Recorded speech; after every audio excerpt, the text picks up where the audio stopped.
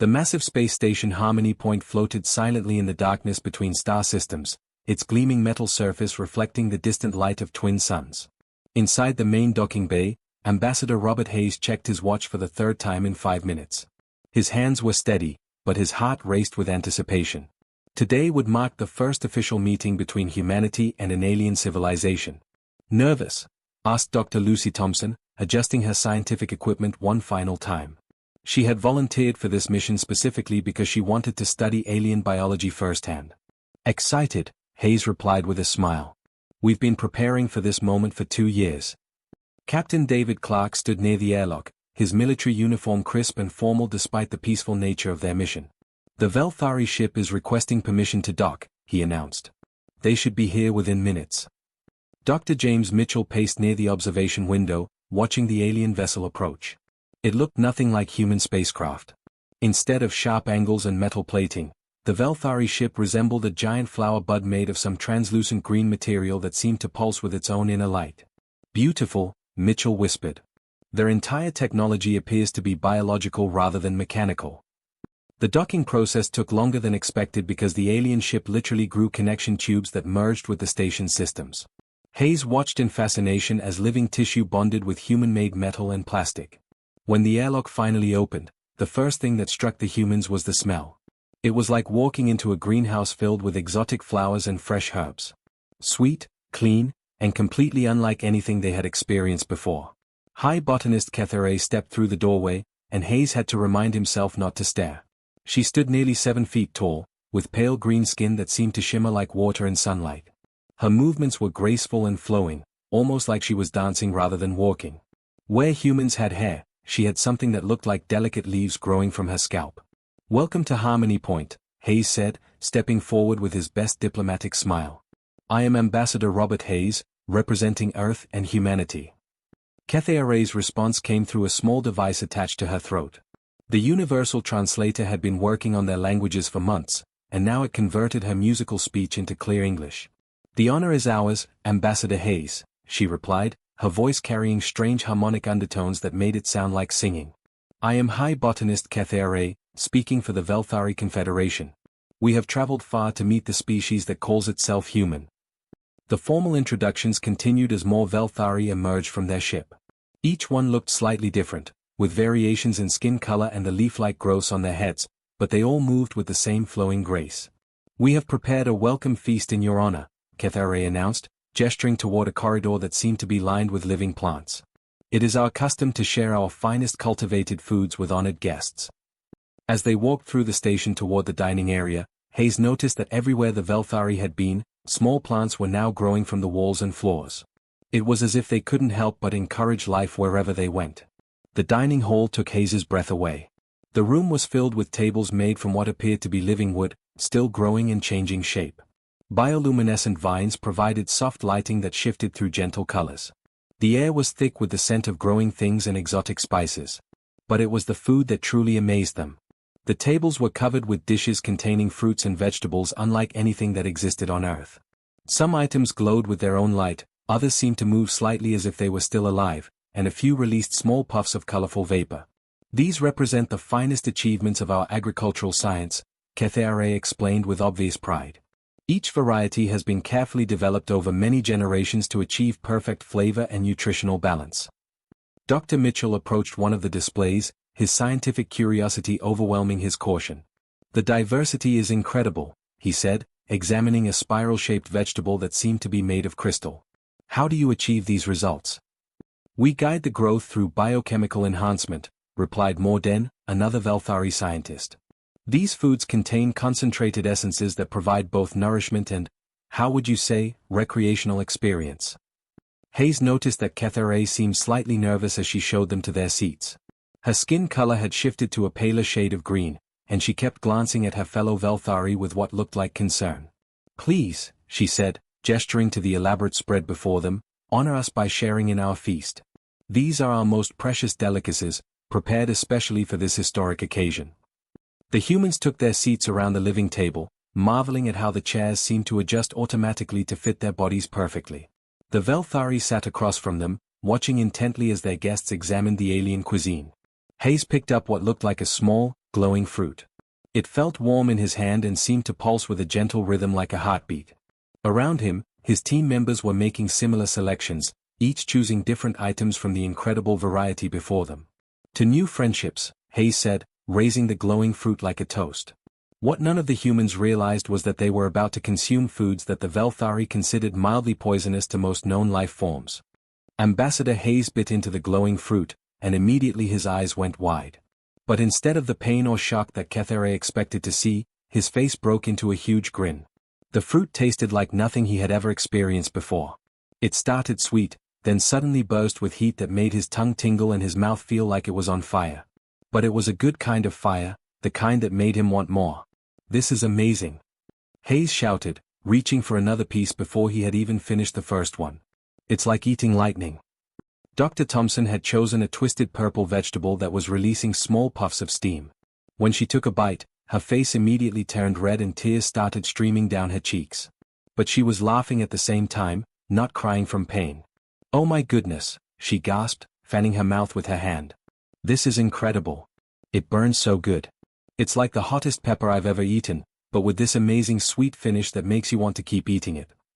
Captain Clark had grabbed what looked like a cluster of tiny red berries. He popped several into his mouth at once, and within seconds his entire face was bright red and sweat was pouring down his forehead. But he was smiling bigger than anyone had ever seen him smile. "This is fantastic," Clark declared, reaching for more berries. "I haven't felt a rush like this since I tried those ghost peppers in Mexico. Do you have anything stronger?" Dr. Mitchell was working his way through a plate of what looked like crystalline pods that cracked open when he bit them, releasing bursts of colored vapor. Each pod seemed to have a different effect. One made his mouth feel cold, another made it burn, and a third one seemed to make his whole head tingle. "The biochemistry here is fascinating," Mitchell said between bites, though his voice was getting hoarse from the heat. "These compounds are creating the most complex sensory experiences I've ever had. It's like each bite is a complete adventure." Across the table, High Botanist Kethere watched in growing horror. Her pale green skin was rapidly shifting to a bright yellow color, which among the Velthari was the equivalent of turning white with shock. The other Velthari at the table were also changing colors, their skin cycling through shades of yellow and orange that indicated extreme distress. "Honored guests," Kethere said carefully, her musical voice shaking with worry, "perhaps you should slow down.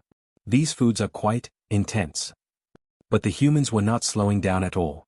In fact, they were speeding up. Hayes had moved on to a fruit that looked like it was made of blue fire. When he bit into it, actual small flames seemed to dance on his tongue, but he just laughed and took another bite. "Intense is right," Hayes said, wiping sweat from his forehead but still grinning. "This is the most exciting meal I've ever had. Every bite is like a roller coaster for your taste buds." Thompson had discovered a vegetable that seemed to change temperature as she ate it, going from freezing cold to burning hot and back again. "This is better than any spicy food challenge I've ever done," she said, her voice rough but happy. "And I once ate a whole Carolina Reaper pepper on a dare." The Velthari were now frantically whispering to each other in their own language, their translators turned off so the humans couldn't hear them. Kethere was trying to stay calm, but her skin was now cycling rapidly between yellow and orange, and her leaf-like hair was wilting with stress. "More intense, you said?" Clark asked, looking directly at Kethere while wiping his streaming nose with a napkin. "Do you have anything hotter than this? Because I'm just getting warmed up." Morden, the Velthari scientist, was staring at the humans like they were creatures from a nightmare. "Hotter?" he squeaked through his translator. "You want substances that are more dangerous." "Dangerous?" Mitchell laughed, though his laugh was interrupted by a coughing fit from whatever he had just eaten.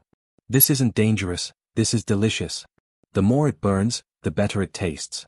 It's like my mouth is having a party and everyone's invited." Kethere activated a small device on her wrist and began speaking rapidly in her own language. The humans couldn't understand what she was saying, but they could see she was clearly calling for help. Other Velthari were arriving at the dining hall, carrying what looked like medical equipment. "Is everything okay?" Hayes asked, noticing the commotion but not stopping his consumption of the alien delicacies. "You all look worried." "We are." Kethere paused, trying to find the right words, "concerned for your health. The amounts you are consuming should have caused severe reactions by now." Thompson looked up from a plate of what appeared to be glowing mushrooms. "Severe reactions? Like what?" "Pain, illness, loss of consciousness, Kethera listed, her voice getting higher with each word. These foods contain concentrated toxins that are harmful to most known species. The four humans looked at each other and burst out laughing. Clark was the first to speak. Toxins? Lady, where we come from, we put toxins on our pizza for fun. This isn't poisoning us, this is the best dinner we've ever had. Do you have any more of those blue fire fruits? I think I'm becoming addicted. The Velthari medical team was now surrounding the table with scanners and emergency equipment, convinced they were watching a slow-motion suicide by poisoning. Dr. Thompson noticed that all the Velthari in the room had turned various shades of yellow and orange, colors she was beginning to understand meant they were very upset. She set down a particularly spicy crystalline pod that had been making her mouth feel like it was dancing with electricity and walked over to where Kethera was frantically operating some kind of medical scanner. Kethera, what's wrong? Thompson asked, wiping the happy tears from her eyes. You look terrified, but we're having the best time. This food is incredible. Kethera's translator crackled as she tried to find the right words. Dr. Thompson, we must be completely honest with you. We are watching you consume deadly amounts of biological toxins. The quantities you have eaten should have killed you within minutes.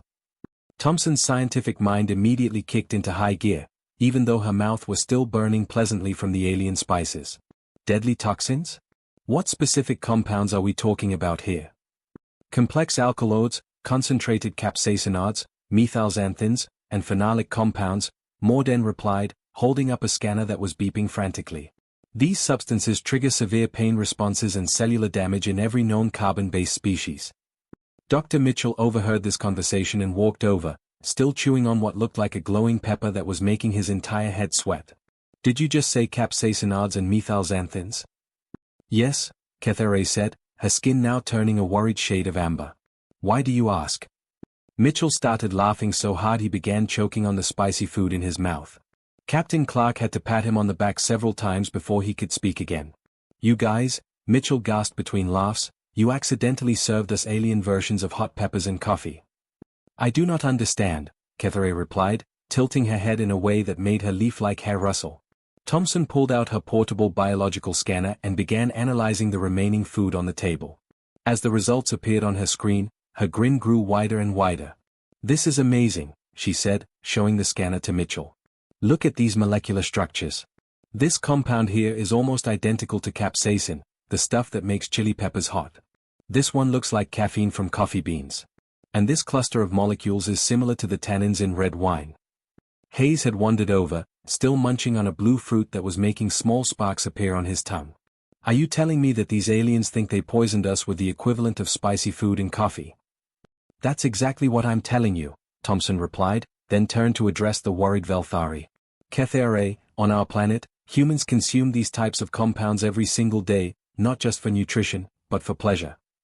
She activated her tablet and began showing holographic images to the amazed aliens. The first image showed a human eating a bright red pepper that was clearly causing them pain, but they were smiling and reaching for another one. This is called a Carolina Reaper pepper, Thompson explained. It contains huge amounts of capsaicin, and humans eat them in contests to see who can handle the most pain. The Velthari stared in disbelief as more images appeared.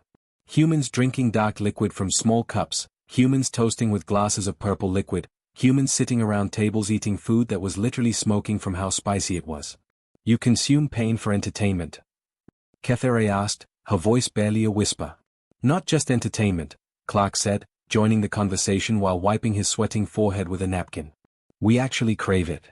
The compounds that cause the burning sensation also trigger the release of endorphins in our brains, which make us feel happy and excited. Dr. Mitchell pulled up more scientific data on his own device. It's evolutionary adaptation, he explained to the fascinated aliens.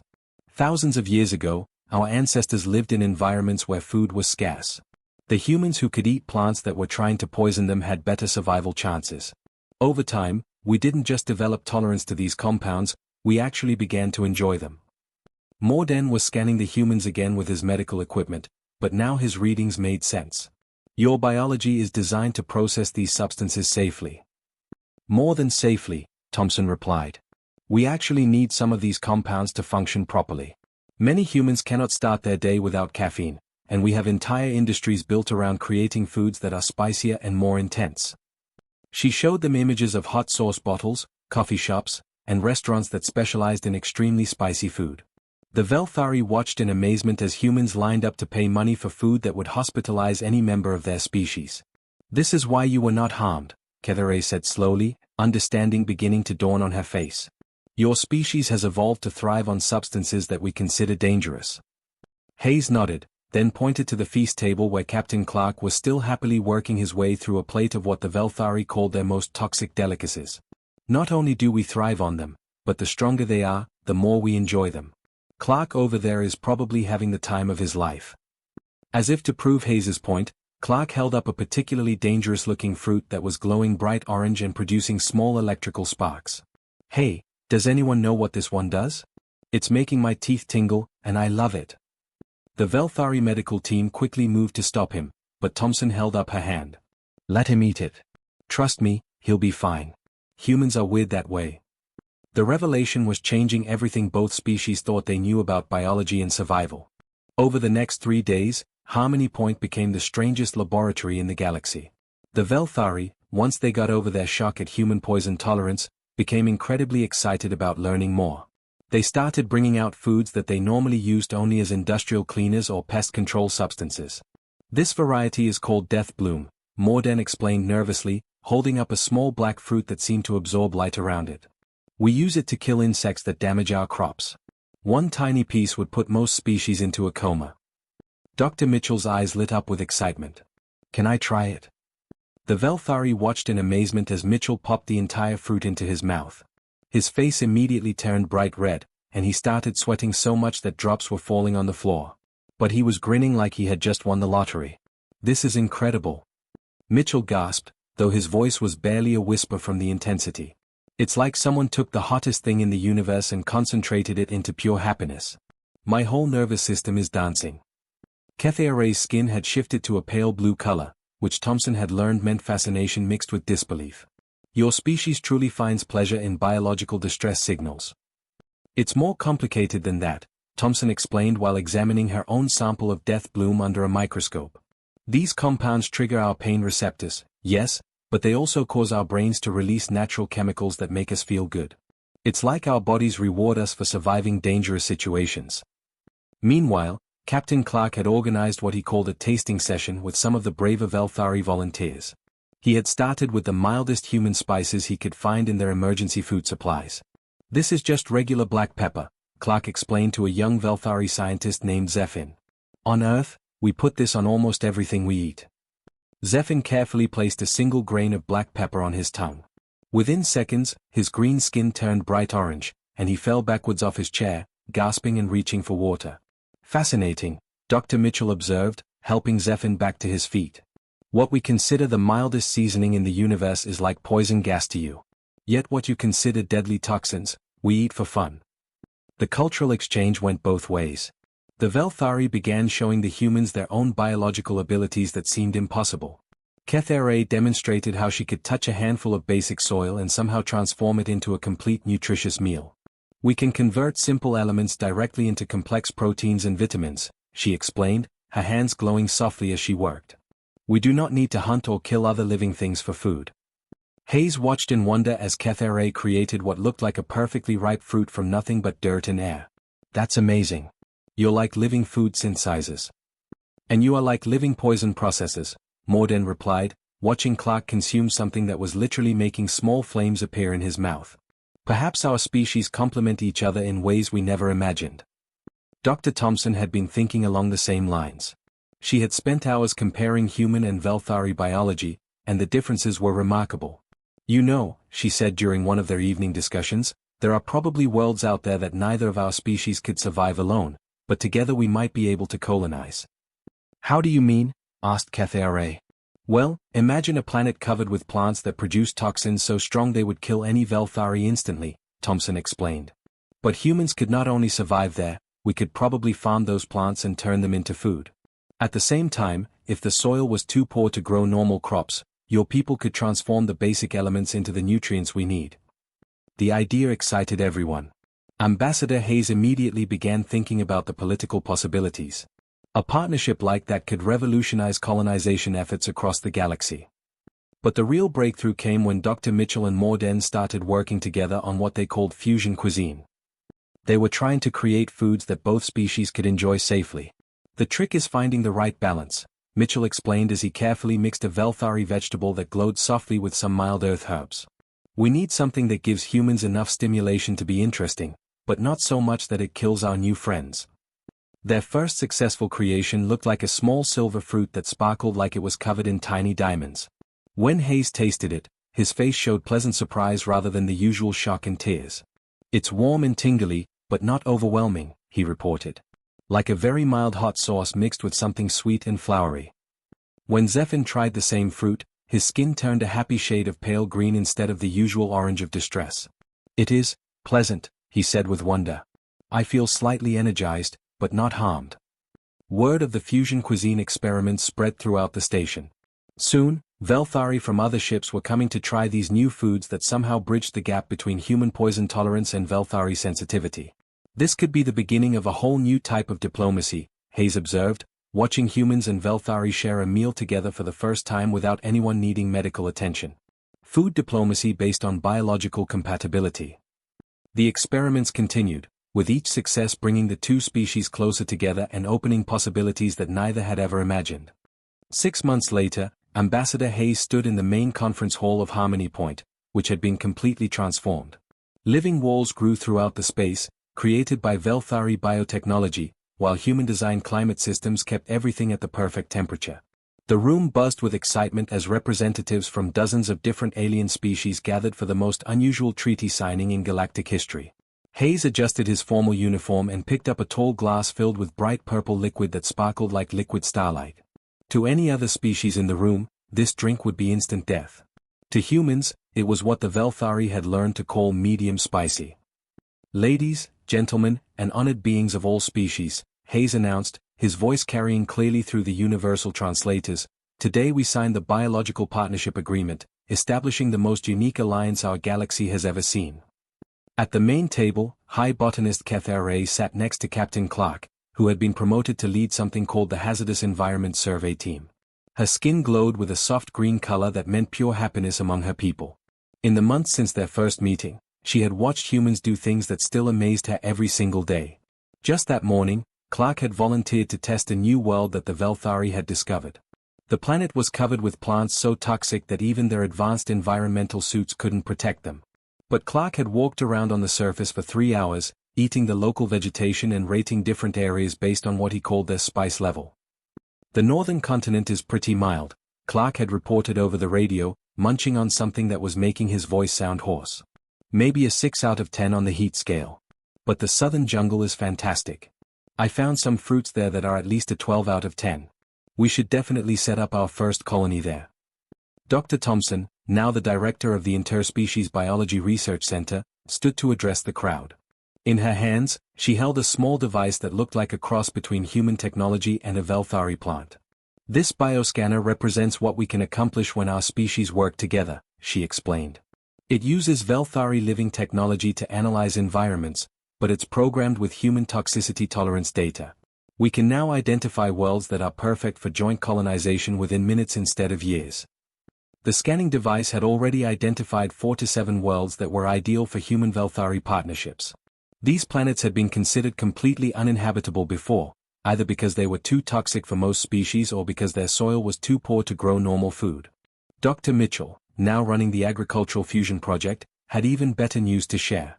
We've successfully created over 200 different food varieties that both humans and Velthari can enjoy safely, he announced. But more importantly, we've developed crops that can grow in environments that would kill normal plants. He activated a holographic display showing a garden that looked like something from a fairy tale. Glowing fruits hung from crystal trees, while vegetables that sparkled like jewels grew from soil that would have been considered toxic waste just months ago. These fusion crops can turn poisonous environments into food sources, Mitchell continued. Humans can eat the high-toxin varieties for nutrition and enjoyment, while the modified versions provide safe nutrition for Velthari and other species.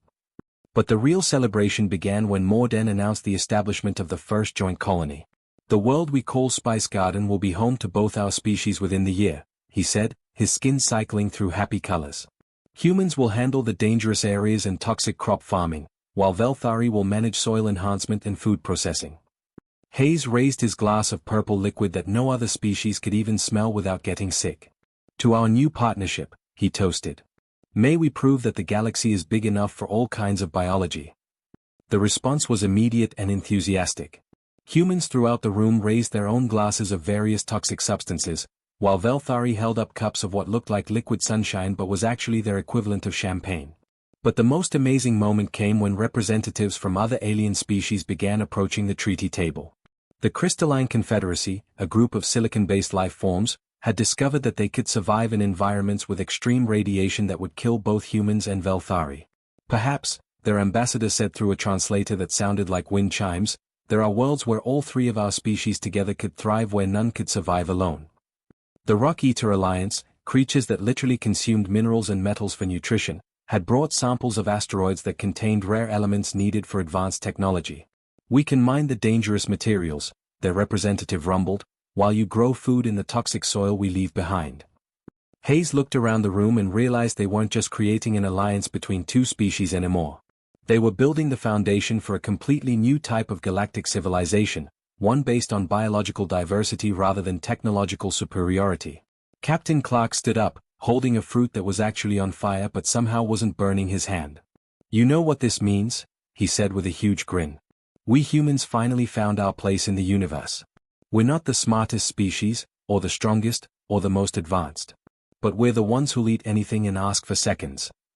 The entire room erupted in laughter and cheers, translated into dozens of different alien sounds, as the most unusual alliance in galactic history officially began.